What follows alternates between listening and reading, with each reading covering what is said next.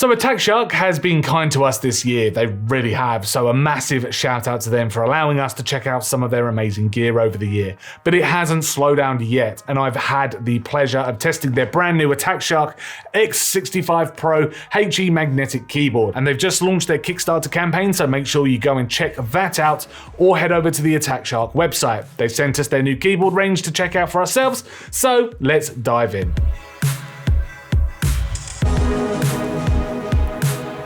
The new Attack Shark X65 comes in two models. The first is their entry-level X65HE, and the second is their X65 Pro HE. Now, to get it out of the way, the standard model looks more like a traditional keyboard. It's got a white escape key, the spacebar and enter key are also white. So the X65HE here is wired, while the X65 Pro HE has three modes of connectivity, being wired 2.4 GHz dongle and Bluetooth, as well as the color scheme, as the Pro comes in a fontless wave-like pattern and it has a volume knob on the top right-hand side. And these are really the only differences between the two. So with that, we'll mainly be focusing on the Pro HE version of this keyboard in this video. Now, one thing I did really want to shout out about the design of the X65 Pro HE is the fact that straight on the keycaps look fontless. Well, I was ready to slam it for that very reason. I am a massive fan of being able to see which key is which on a keyboard. I know I'm getting old now. Anyway, once I plugged the keyboard into my PC, I realized this wasn't the case at all. And the typeface is on this side of each key because the RGB effect activated,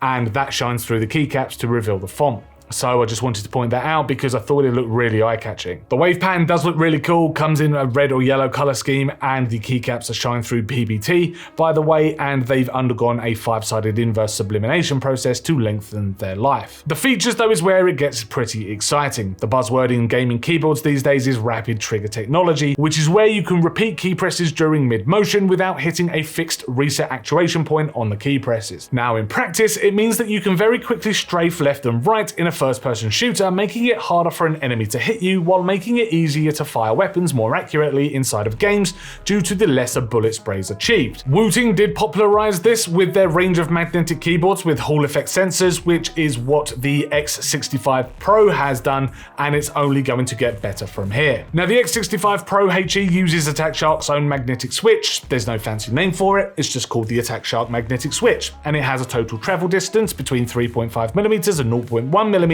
which is crazy, and requires an operational force of between 30 and 10 gram force, which is really not much. And I must say, to actually get an action out of this keyboard takes very little effort, and even more so if you use the WebDriver to adjust the operational height of the keys. Now, this is where the WebDriver does come in, because you'll have the ability to adjust the stroke setting of each key or the keyboard as a whole.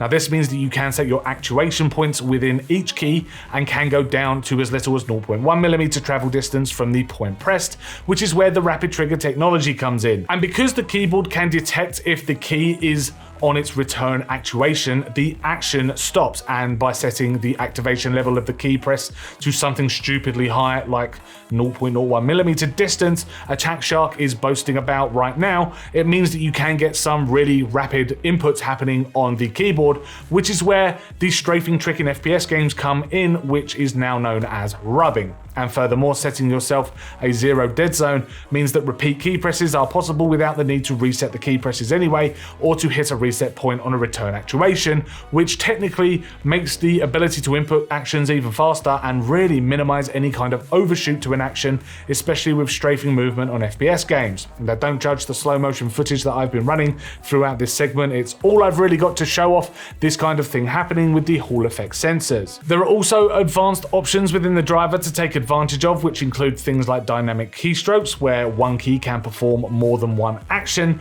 or a mod tap, where one key, depending on if it's pressed or held, offers two different functions. TGL features are also present, where you can turn keys into toggle switches instead of key presses, and finally snap keys, where you can bind two keys together, and when both keys are pressed simultaneously, the last pressed key shall be the one to prevail in the action taken.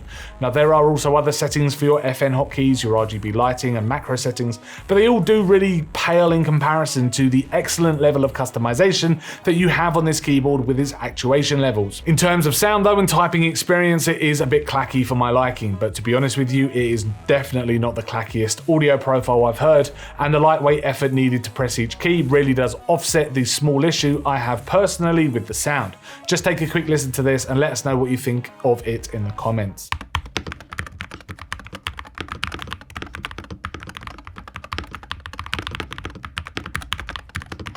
While gaming though, this thing, as mentioned before, is an extremely solid choice, and although I don't personally partake in super heavy esports titles like CS2 or Valley, because, well, I'm in my mid-30s now and I'm quite terrible at them, what I have played using the X65 Pro HE, like Overwatch 2 for example, which is probably the closest I get to any kind of competitive gameplay, and then things like Marvel Rivals and the new Indiana Jones game, because, well, who's not playing that now at this stage, and the keyboard has just been absolutely stellar. But on the other hand, it really did take some getting used to having such a high actuation point, as I did set mine right up to 0.01 millimeters just to give it a test, and I did set my driver to all buttons, so every single button was set to that, and full quick trigger as well, which locked my return actuation to 2 millimeters. And in reality, even the smallest of wiggles to a key could set the action off, and I must admit I did find myself hovering my fingers over the keys as opposed to slightly resting them on each key like I would do if I were playing on a mechanical keyboard, just out of fear of accidentally pressing a key. And because of this, I didn't find it too comfortable for my style of gaming, and I had to lower the actuation point to around 0.6 millimeters so I could go back to how I feel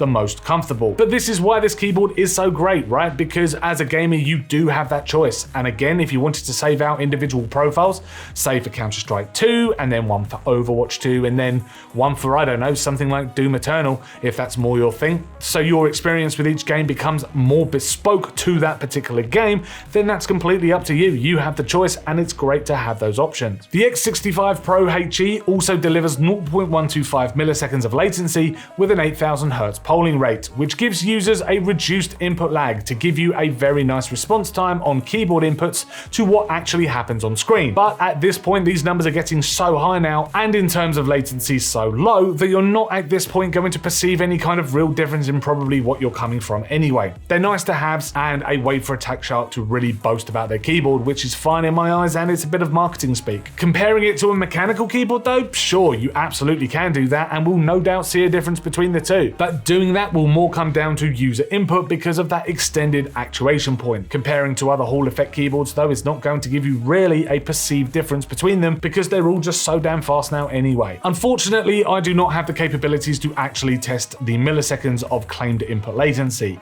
But even if I did and it was off by a few milliseconds at this point, who really cares? The keyboard is fast and the X65 Pro HE for gaming feels absolutely solid and just doesn't miss a beat. I suppose the biggest thing for me with the Attack Shark X65 Pro HE, and it's only really because I'm comparing it to the X75 that I tested a while ago, and that's with the overall build quality. It feels a little bit cheaper and more akin to the Acco 3061 keyboard we tried out not too long ago. And I get it, it's keeping costs down and it's more about the HE sensors anyway and magnetic switches than anything else, but having a really plasticky body isn't really the nicest feeling. It doesn't flex or creak or anything like that unless you're really putting it under some kind of stress and trying to twist it, but I would have liked to have seen a metal body at least. But hey, I'm nitpicking at this point a bit now. It's a wonderful keyboard and it's definitely staying on my gaming setup for the foreseeable. It's nice to type on and game on, and the level of customization is absolutely astounding.